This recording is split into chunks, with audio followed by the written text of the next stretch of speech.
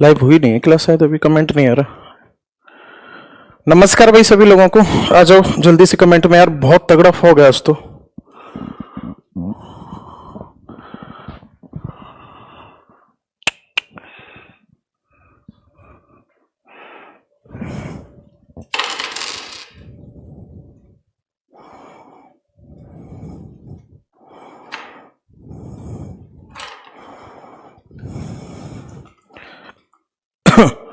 Last topic क्या कर रहा था, बस ये बताओ,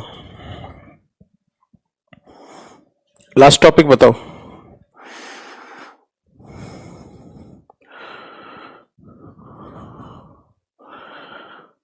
मुझे याद आ रहा है कोल करा दिया ना, और पेट्रोलियम भी हो गया था उसके बाद, कोल के बाद पेट्रोलियम भी हो गया था। टुडे इंडस्ट्री स्टार्ट, ओके चलो चैप्टर हेडिंग डालो, मैन्युफैक्चरिंग एंड इंडस्ट्रीज।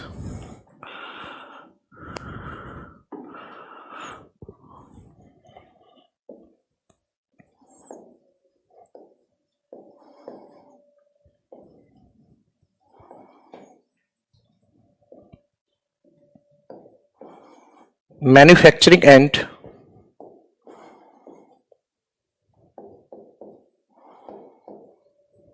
इंडस्ट्रीज।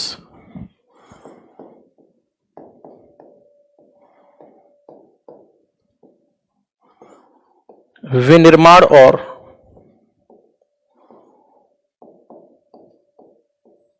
उद्योग।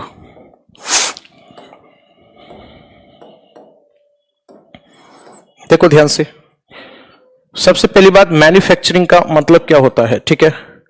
मैन्युफैक्चरिंग का मतलब होता है किसी भी गुड्स का प्रोडक्शन करना एक बड़े लेवल पर, ओके। इसी को क्या कहा जाएगा, आपका आंसर होगा मैन्युफैक्चरिंग कहा जाएगा, okay.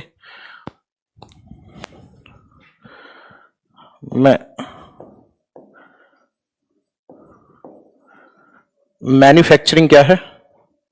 Manufacturing is a process, manufacturing is a process in which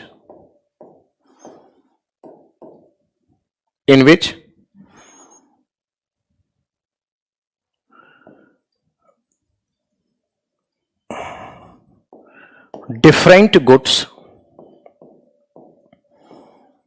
are produced by raw material,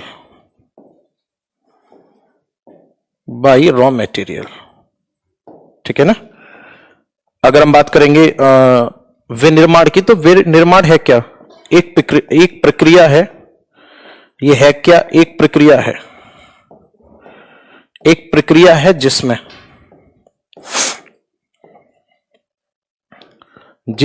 कच्चे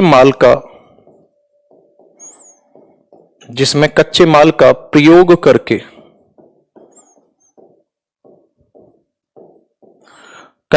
प्रयोग करके क्या किया जाता है, कच्चे माल का प्रयोग करके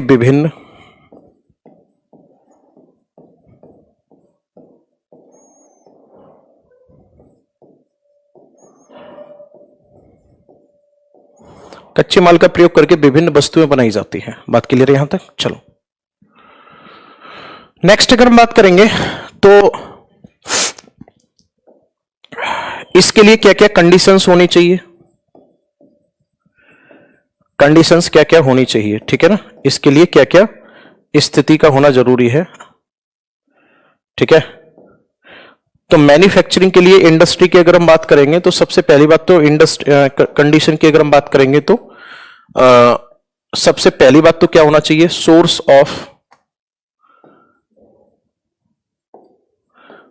ऑफ रॉ मटेरियल, ठीक है ना। सोर्स ऑफ रॉ मटेरियल यानी कि कच्चे माल का स्रोत होना चाहिए। मानकर चलो आप फर्नीचर बनाना चाहते हो, तो फर्नीचर बनाने के लिए पहले वहां पे वन क्षेत्र या लकड़ी का होना जरूरी है, वहां पे आवश्यक है, ओके। तो सोर्स ऑफ रॉ मटेरियल होना जरूरी है। नेक्स्ट अगर हम बात करेंगे तो बेटर टेक्नोलॉजी की आवश्यकता होती है, ठीक है ना। उच्च तकनीक की आवश्यकता होती है, इसके बाद फिर नेक्स्ट अगर हम बात करेंगे तो और किसकी आवश्यकता होती है उच्च तकनीक के बाद? फिर नेक्स्ट अगर हम बात करेंगे उच्च तकनीक के बाद फिर आवश्यकता किसकी होती है, तो आपका आंसर होगा फिर आवश्यकता होती है लो प्राइस ऑफ लेबर।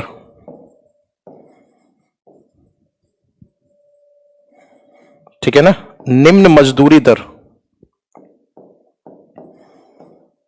नहीं घाटा पड़ जाएगा निम्न मजदूरी दर का होना आवश्यक है।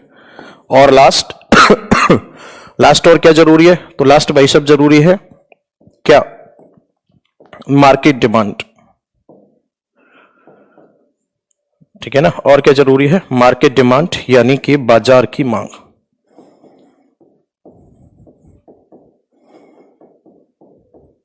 इन चार चीजों का होना बहुत जरूरी है, जब भी आप कहीं भी इंडस्ट्री वगैरह को डेवलप कर सकते हो। बात क्लियर है यहां तक? चलो, इंडिया में कैसे शुरुआत हुई, इंडिया में शुरुआत कैसे हुई इंडस्ट्री की वो देखते हैं। तो ध्यान से समझना आप एक लाइन लिखोगे यहां पे, after independence, after freedom of India, after freedom of India, यानी कि स्वतंत्रता के पश्चात।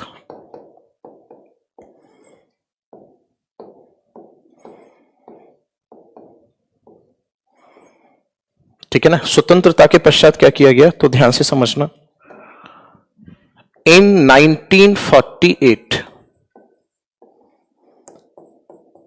फर्स्ट इंडस्ट्रियल पॉलिसी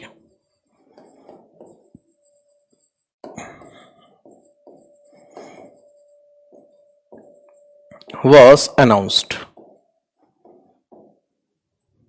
ठीक है ना, first industrial policy was announced, यानी कि पहली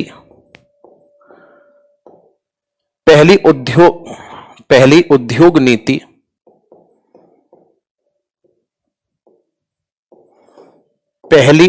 नीति लागू हुई। बात क्लियर है, पहली उद्योग नीति जो है वो लागू हुई। कमेंट हट गए। इस पहली उद्योग नीति में क्या किया गया, ठीक है ना, 1948 में जो पहली उद्योग नीति लागू की गई थी, इस उद्योग नीति में कहा गया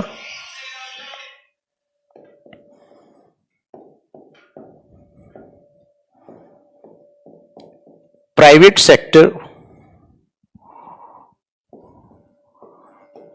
सेक्टर कैन बी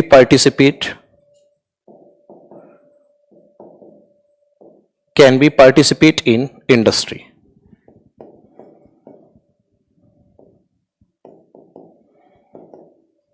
ठीक है ना, इसमें क्या कंडीशन रखी गई कि जो निजी क्षेत्र है, निजी क्षेत्र भी उद्योगों में, ठीक है ना, निजी क्षेत्र भी उद्योगों में भागीदारी निभा सकता है।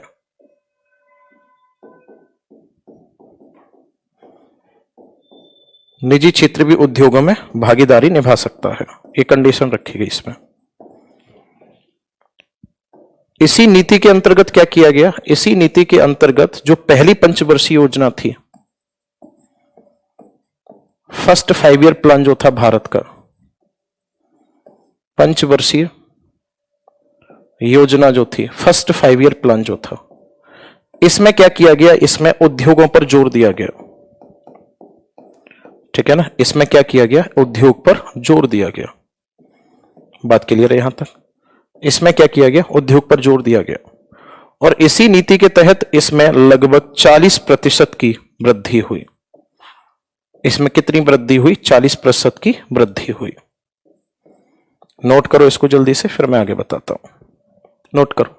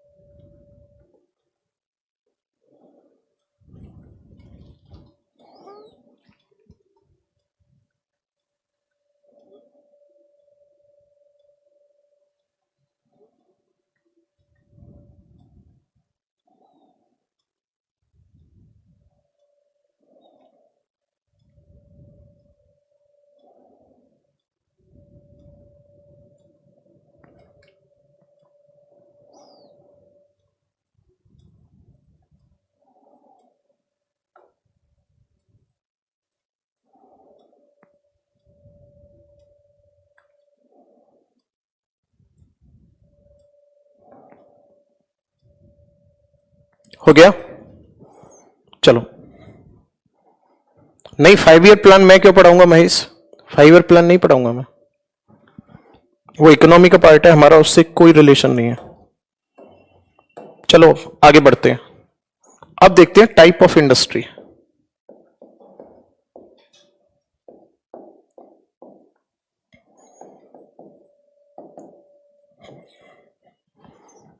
उद्योगों के प्रकार।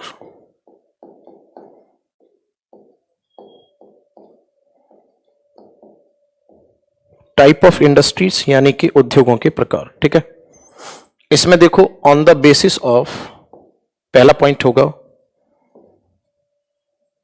On the basis of raw material,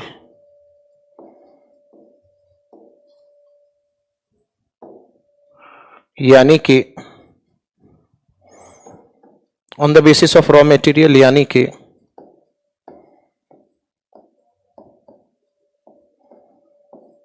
कच्चे माल की उपलब्धता के आधार पर, कच्चे माल की उपलब्धता के आधार पर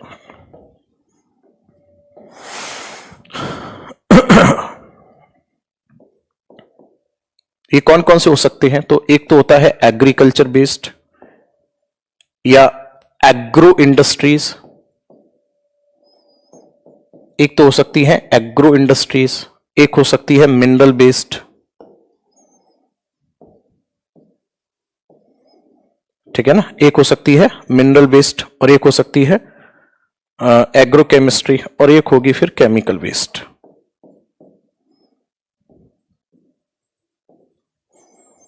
ठीक है ना, यानी कि कृषि पर आधारित,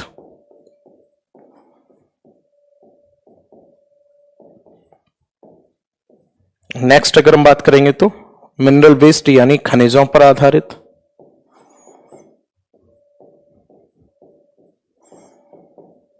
नेक्स्ट अगर हम बात करेंगे तो रसायनों पर आधारित।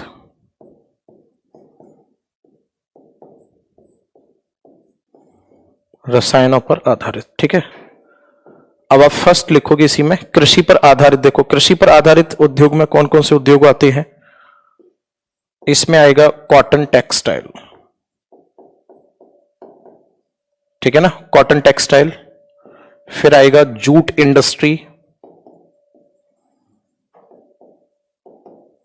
इसके बाद आएगा फिर शुगर केन या शुगर मिल। ठीक है ना, शुगर मिल, ये तीन आएंगे मुख्य रूप से। ओके, तो इसको नोट करने के बाद फर्स्ट हेडिंग डाल दो कॉटन टेक्सटाइल इंडस्ट्री या टेक्सटाइल इंडस्ट्री, हिंदी में इसी को कहा जाता है वस्त्र उद्योग। फाइनली हमें पढ़ना है वस्त्र उद्योग के बारे में। फिर एक आएगा जूट उद्योग, इसके बाद फिर एक आएगा चीन मिल या चीनी मिल।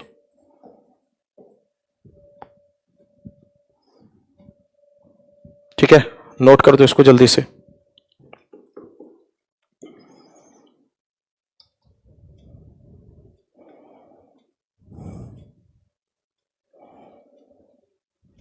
हो गया?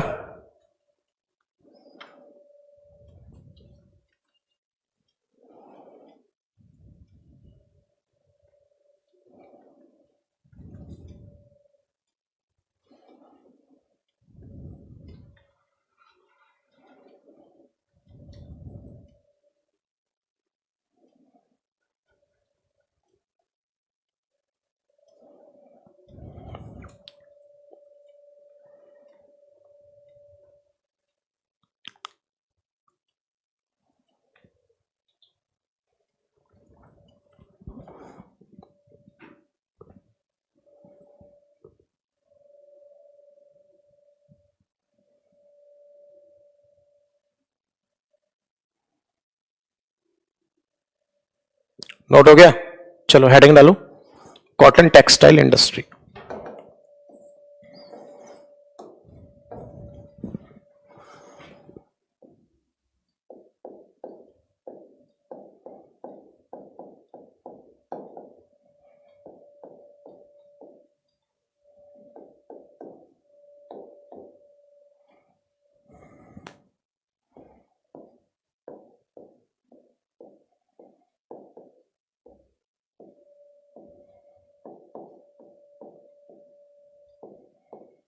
सूती वस्त्र उद्योग, ठीक है।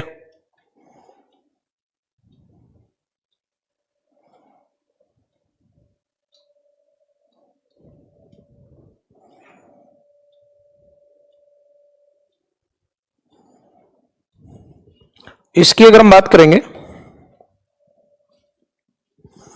तो सबसे पहली बात, ये तो पूरी तरह से भारतीय उद्योग है, ठीक है ना। ऐसे लिख सकते हैं हम इसको, India is independent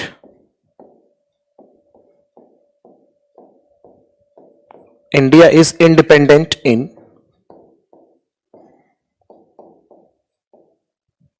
cotton textile,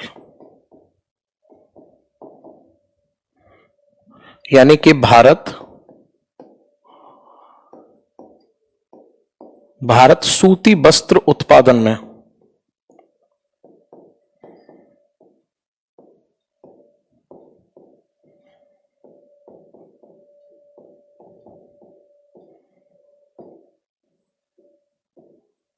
Bharat जो है वो क्या है, सूती वस्त्र उत्पादन में आत्मनिर्भर है, ठीक है ना। भारत जो है वो सूती वस्त्र उत्पादन में क्या है, आत्मनिर्भर है। 20% एम्प्लॉयमेंट,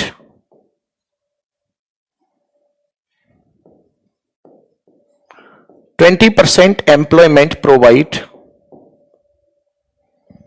बाय दिस इंडस्ट्री,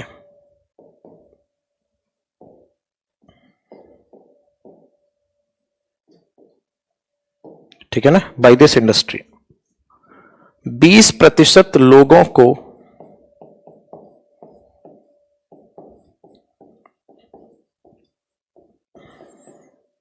20% लोगों को रोजगार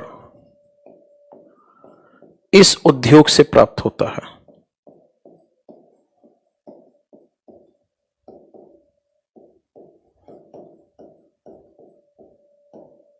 ठीक है ना, इस उद्योग से प्राप्त होता है।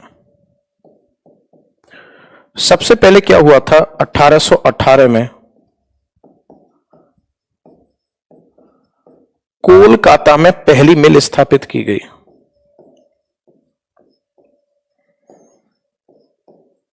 ठीक है ना, पहली मिल जो थी वो स्थापित हुई।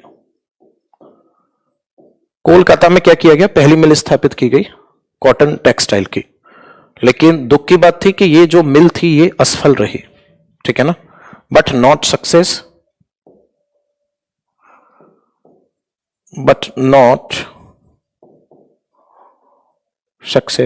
ये कैसी रही, असफल रही।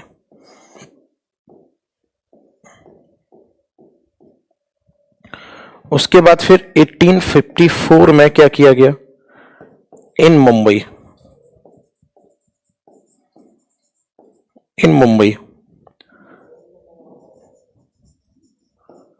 फर्स्ट मिल एस्टेब्लिश, ठीक है ना, यानी कि मुंबई में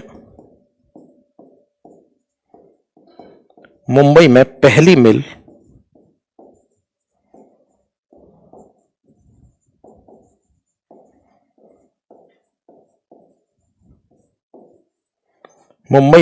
मिल स्थापित हुई। 1854 में क्या हुआ, मुंबई में पहली मिल स्थापित हुई, ठीक है ना। हाँ जी। इसके बाद क्या हुआ,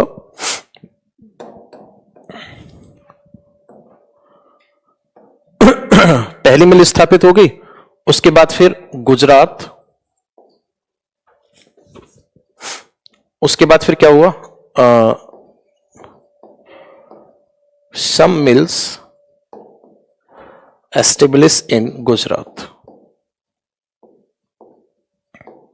यानी कि इसके बाद कुछ मिल, इसके बाद फिर क्या हुआ, कुछ मिल गुजरात में स्थापित हुए, ठीक है। कहां पर स्थापित हुए, गुजरात में स्थापित किए गए।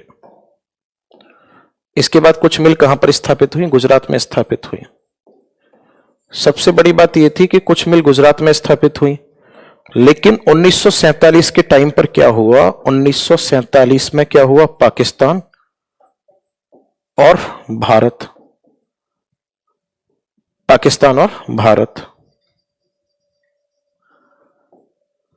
तो भारत के क्षेत्र में तो कपास का केवल 27% क्षेत्र आया। आगे बात समझ में? बाकी 73% एरिया जो था वो पाकिस्तान के हाथ में चला गया। किसका? कॉटन का। ठीक है ना, कॉटन का। तो फिर इससे क्या हुआ, ध्यान से समझना, क्योंकि भारत के हिस्से में केवल 27% क्षेत्र आया, तो सबसे बड़ा प्रभाव इससे यह पड़ा कि भारत में जो ये कॉटन टेक्सटाइल था ये थोड़ा सा डाउन हुआ। ये क्या हुआ? डाउन हुआ। उसके बाद फिर से धीरे धीरे इसको डेवलप किया गया। अब हम पढ़ेंगे कि इसके लिए क्या क्या कंडीशन होना जरूरी है एक कॉटन टेक्सटाइल मिल के लिए, और उसके साथ साथ फिर कौन सा क्षेत्र कितना उत्पादन करता है। पूरा नोट करो जल्दी से, फिर आगे बढ़ते हैं।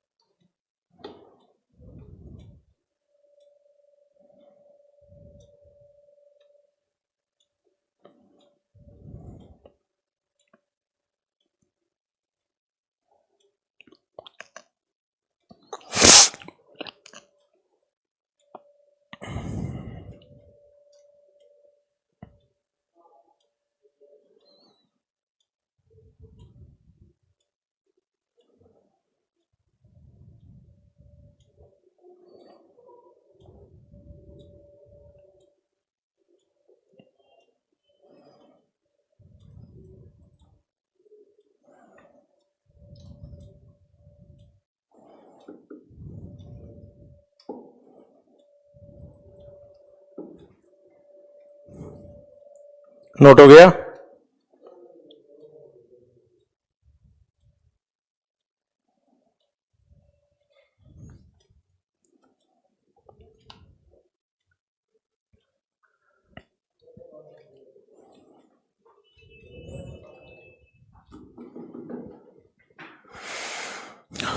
हो गया? चलो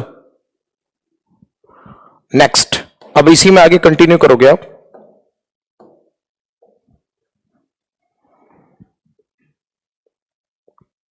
डिस्ट्रीब्यूशन।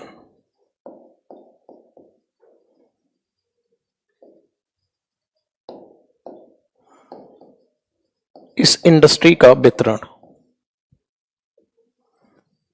देखो, इंडस्ट्री के वितरण में क्या क्या आ जाएगा। मैं सबसे पहले बात करता हूं महाराष्ट्र की।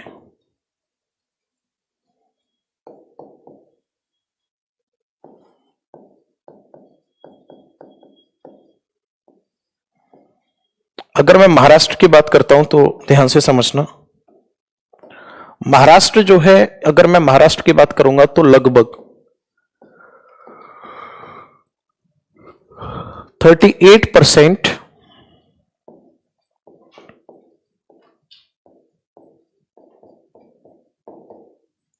कॉटन टेक्सटाइल प्रोड्यूस, पूरे भारत के 38% यानी सूती वस्त्र उत्पादन होता है। क्लियर है? कहां पे? महाराष्ट्र में। बात बराबर है? यानी कि ये क्षेत्र सबसे बड़ा, ये सबसे बड़ा उत्पादक क्षेत्र है।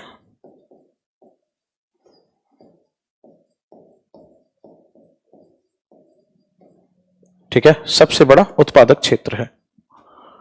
इसके बाद फिर सेकंड नंबर पे कौन सा आ जाता है? सेकंड नंबर पे आ जाता है फिर गुजरात।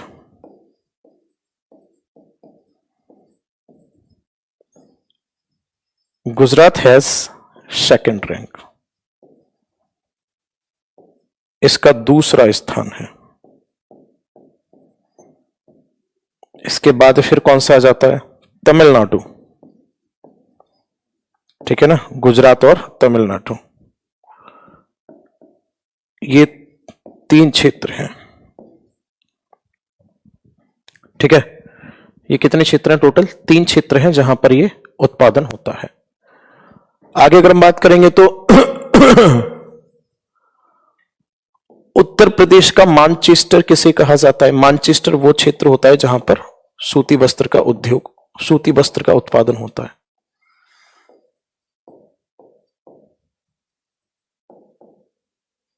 तो उत्तर प्रदेश का मानचेस्टर कहा जाता है किसे? कानपुर को।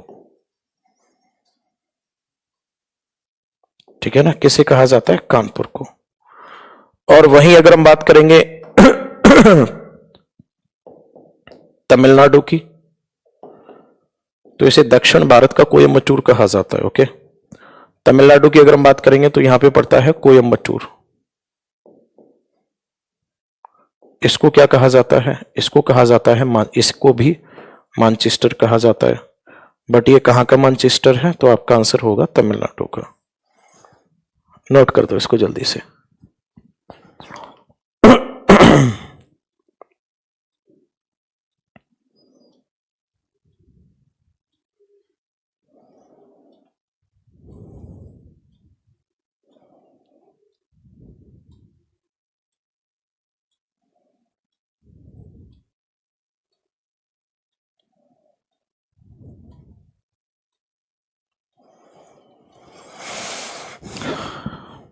हाँ जी, अच्छा एक पॉइंट और समझा देता हूं मैं यहां पे आपको। देखो, महाराष्ट्र की अगर हम बात करेंगे तो यहां पर है 119 मिल। क्लियर है? गुजरात की अगर हम बात करेंगे तो यहां पर है 118 मिल। लेकिन तमिलनाडु की बात करेंगे तो यहां पर है 439 मिल। फिर आप कहोगे कि सर जी आपने तो ऊपर लिखा है कि 38% महाराष्ट्र प्रोड्यूस करता है, तो मैं लिख देता हूं यहां पे तमिलनाडु में दिक्कत क्या है, यहां पर सर्वाधिक मिल है, यहां पर सर्वाधिक मिल है, लेकिन छोटे आकार की है।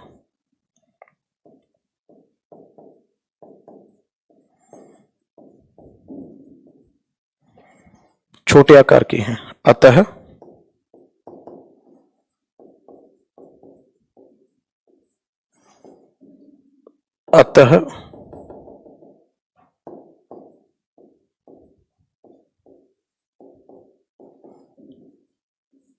कुल उत्पादन कम है।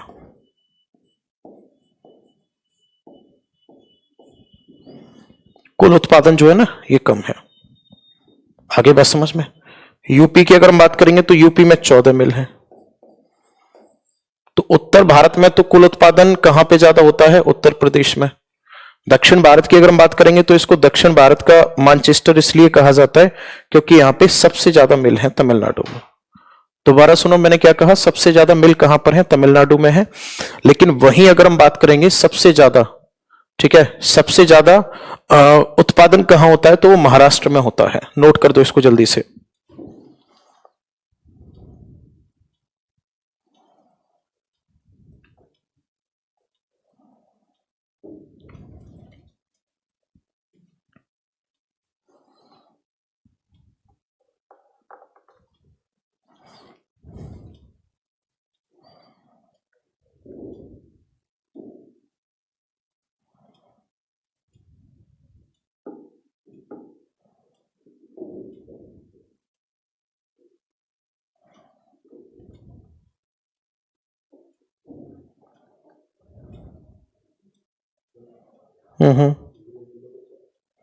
ग्रीन टी नोट हुआ? कमेंट करोगे जल्दी से? अब लिखो, एक पॉइंट लिखो, एक नोट करके यहीं पे पॉइंट लिखो।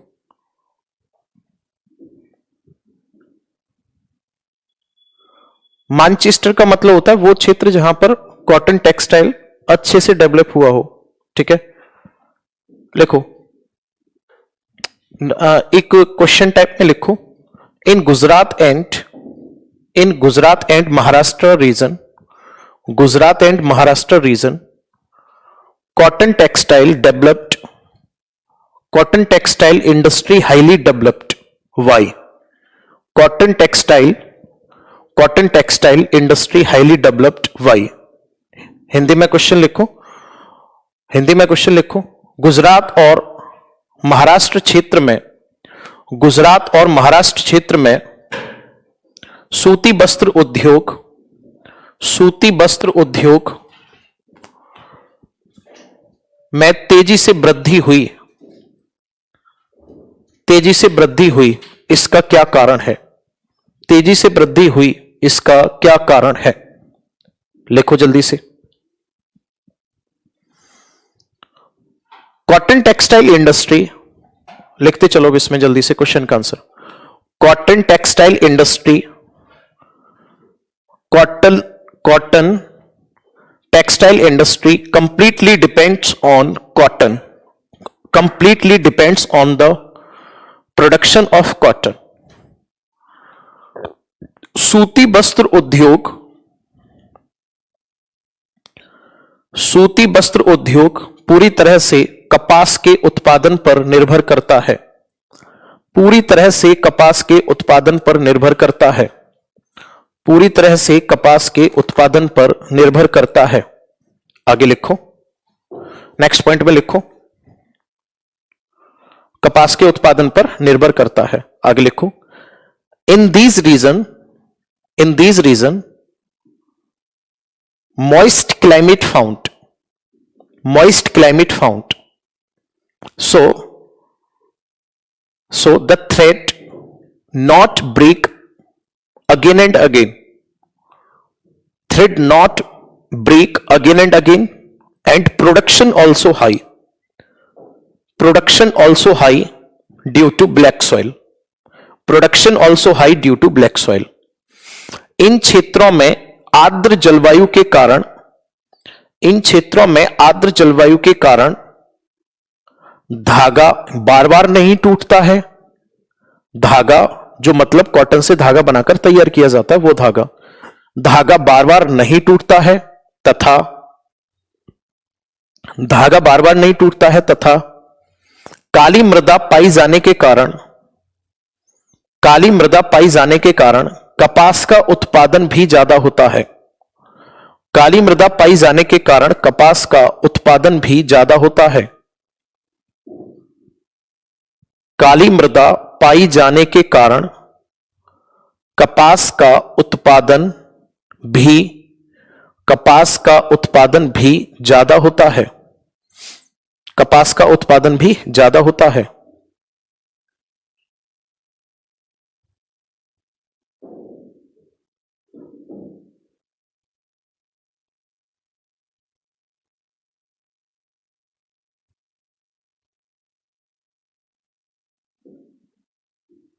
आगे लिखो, दूसरे पॉइंट में, दूसरे पॉइंट में लिखना, these are coastal areas, these are coastal areas, so hair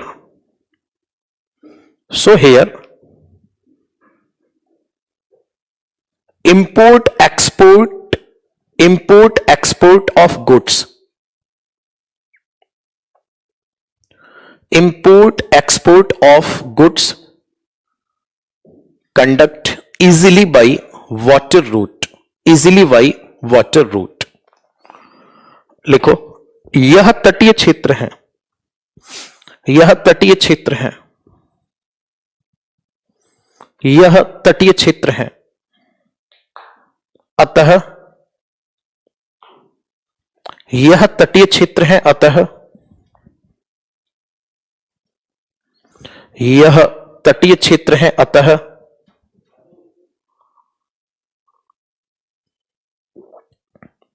यह तटीय क्षेत्र है, अतः यहां वस्तुओं का आयात निर्यात, अतः यहां वस्तुओं का आयात निर्यात आसानी से हो सकता है।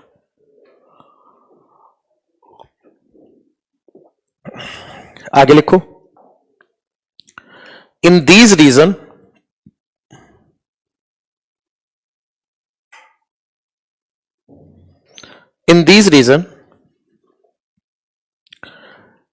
labor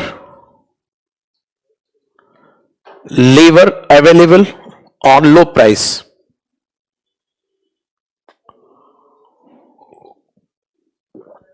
So industry always in profit.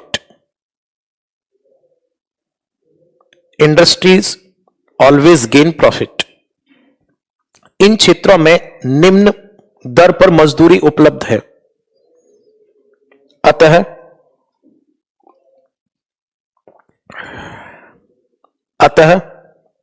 इन क्षेत्रों में निम्न दर पर मजदूरी उपलब्ध है, अतः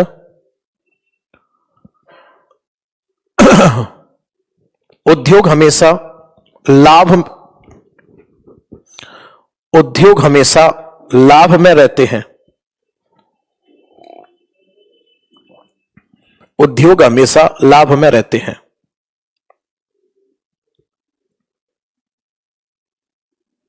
ठीक है, बताओ कमेंट करके समझ आया नहीं आया पूरा।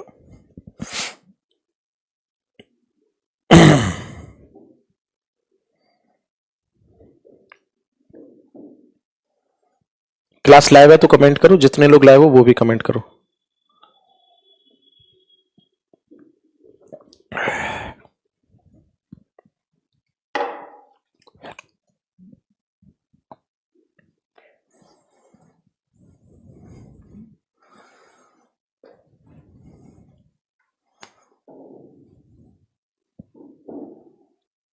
हाँ जी, जल्दी से कमेंट करो।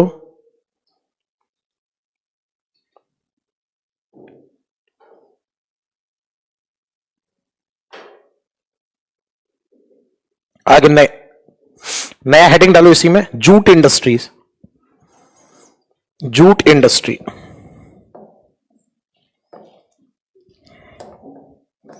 जूट जानते हो? चलो मैं बोल के लिखा रहा हूं इतनी देर में, फिर इमेज भी दिखवाते हैं। लिखो जूट इंडस्ट्री में, लिखो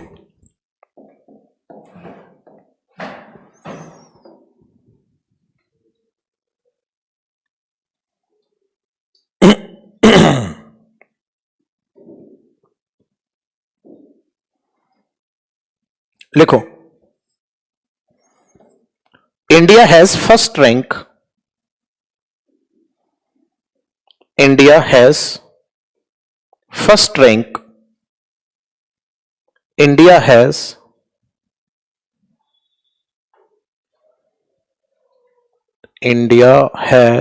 first rank in jute production. Jute industry, इसको पटसन भी बोला जाता है, लिख लेना, इसे पटसन भी कहा जाता है। ठीक है, लिखो भारत पटसन के उत्पादन में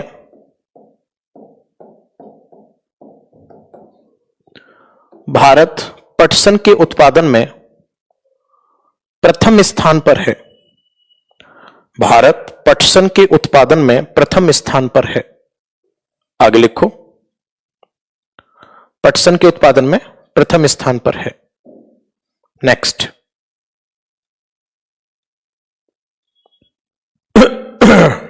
अगले पॉइंट में लिखना, जूट इज यूज्ड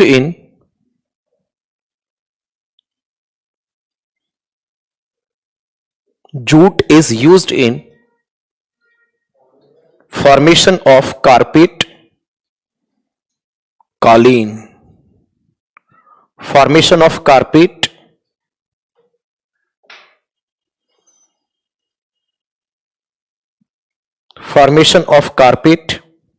कमा रोप, कारपेट कमा रोप,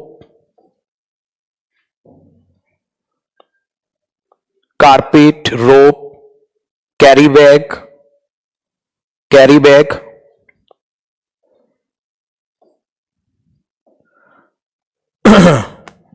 बोरी को इंग्लिश में क्या बोलते हैं?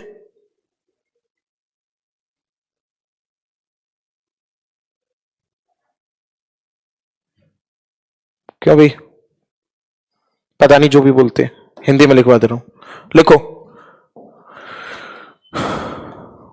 जूट का प्रयोग, जूट का प्रयोग, जूट का प्रयोग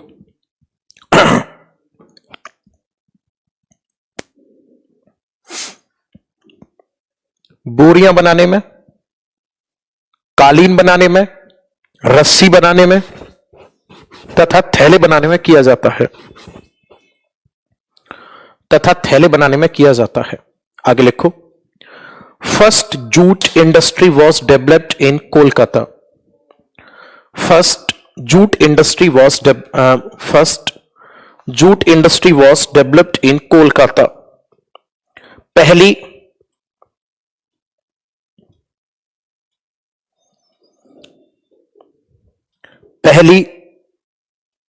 पहला पटसन उद्योग या पटसन उद्योग की शुरुआत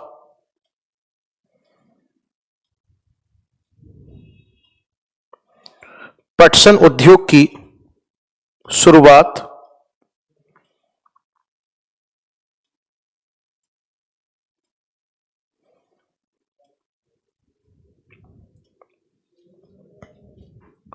पटसन उद्योग की शुरुआत 1854 में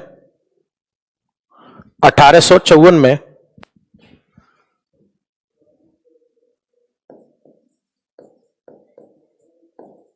पश्चिम बंगाल में हुई।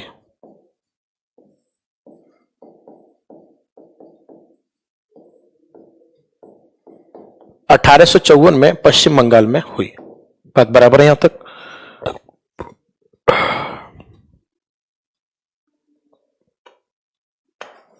(1854) पश्चिम बंगाल में हुई। आगे लिखो, at the time of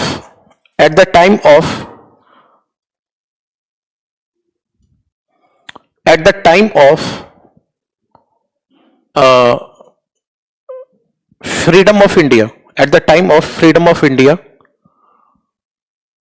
112 mills has been developed. 112 mills has been established.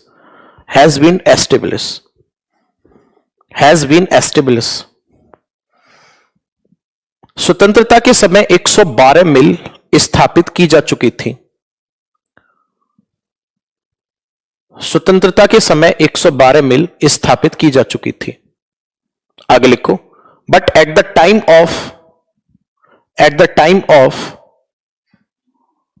Time of partition 81% jute producing area 81% jute producing area goes in Bangladesh. 81% jute उत्पादक क्षेत्र बांग्लादेश के हिस्से में आ गया। 81% जूट उत्पादक क्षेत्र बांग्लादेश के हिस्से में आ गया। अतः भारत में जूट उद्योग पिछड़ा।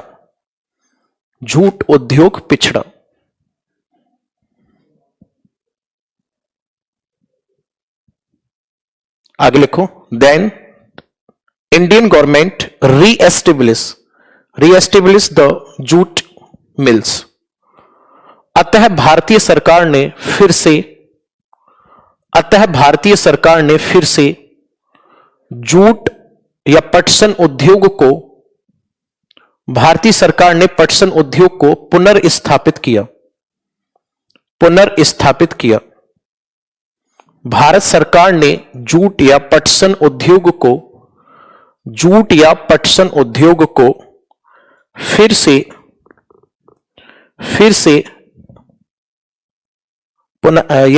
जूट उद्योग को पुनर्स्थापित किया। आगे लिखो, एट प्रेजेंट वेस्ट बंगाल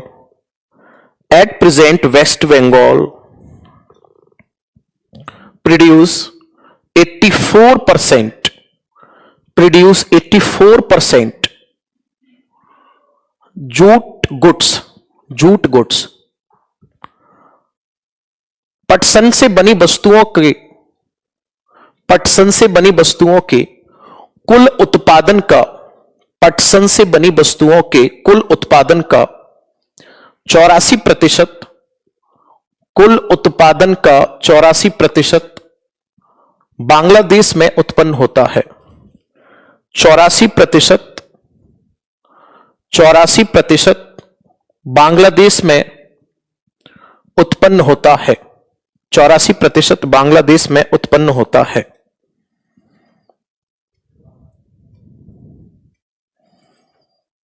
आगे लिखो।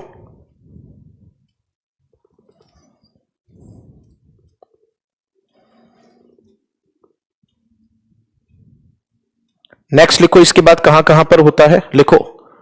पश्चिम बंगाल के बाद फिर लिखो आंध्र प्रदेश, यूपी, बिहार। ये टॉप 3 हो गए, आंध्र प्रदेश, यूपी, बिहार। ठीक है। अब नेक्स्ट लाइन में लिखो कंडीशंस। इसके लिए क्या क्या कंडीशंस हैं।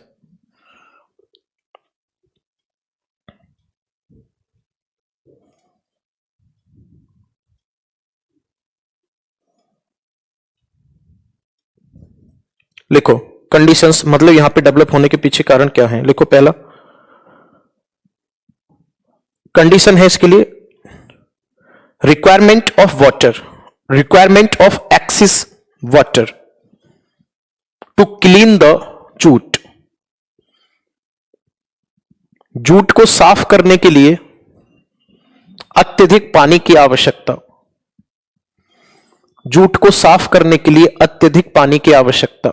आगे लिखो मॉइस्ट क्लाइमेट, आर्द्र जलवायु। मॉइस्ट क्लाइमेट, आर्द्र जलवायु। मॉइस्ट क्लाइमेट, आर्द्र जलवायु। नेक्स्ट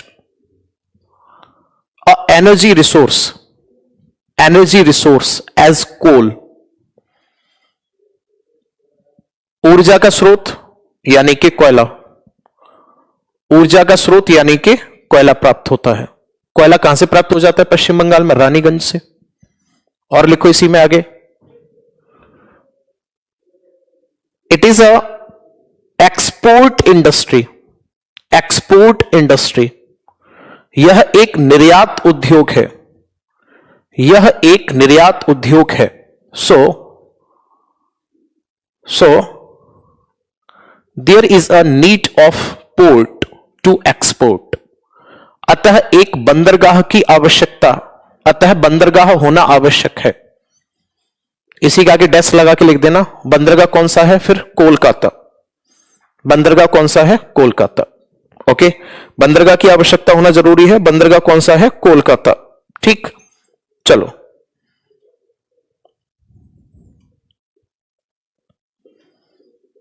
ये पूरा हो गया।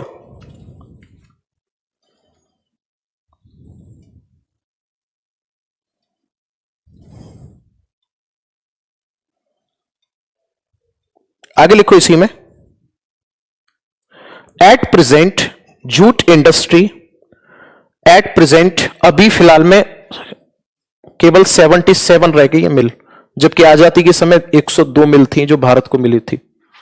लिखो एट प्रेजेंट जूट इंडस्ट्री और इन चैलेंजिंग कंडीशन, और in challenging condition due to synthetic fibre. Synthetic fibre Hindi में लिखो सिंथेटिक फाइबर या संश्लेषित फाइबर के कारण, संश्लेषित रेशे के कारण, संश्लेषित रेशे के कारण, यही प्लास्टिक के रेशे जो बनाए जा रहे हैं, संश्लेषित रेशे के कारण पटसन उद्योग चुनौतीपूर्ण स्थिति में है। पटसन उद्योग चुनौतीपूर्ण स्थिति में है। आगे लिखो चुनौतीपूर्ण स्थिति में है। ओनली 77 लिखो जल्दी से इसी में only 77 industries are inactive condition, are inactive condition. केवल 77 या 77 मिल, केवल 77 या 77 मिल सक्रिय स्थिति में है, सक्रिय स्थिति में है।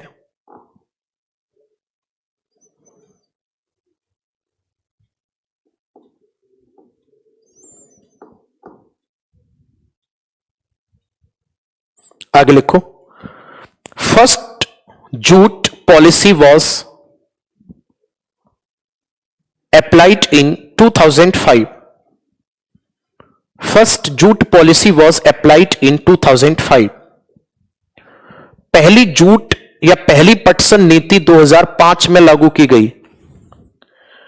पहली पटसन नीति 2005 में लागू की गई. पहली पटसन नीति 2005 में लागू की गई. ठीक है ना. इसका टारगेट क्या था, एम क्या था, इसका एम था, शॉर्ट में लिख दो, एम क्या था इसका, एम था 15% इंक्रीज, 15% इंक्रीजमेंट पर ईयर. ठीक है ना. प्रतिवर्ष 15% की वृद्धि प्राप्त करना. प्रतिवर्ष 15% की वृद्धि प्राप्त करना, ये इसका टारगेट था. ओके. अच्छा, अभी एक स्टूडेंट का कमेंट आ रहा था कि सर आपने ह्यूमन ज्योग्राफी नहीं कराई. मैं उनको समझा देता हूं ह्यूमन ज्योग्राफी में क्या क्या आता है.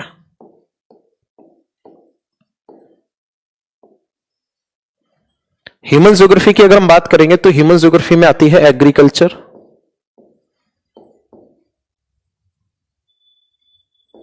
इसी में आता है सेंसस, इसी में आता है आपका ट्रांसपोर्ट, सॉरी इकोनॉमिक्स. ये इसमें क्यों आएगा ह्यूमन ज्योग्राफी में,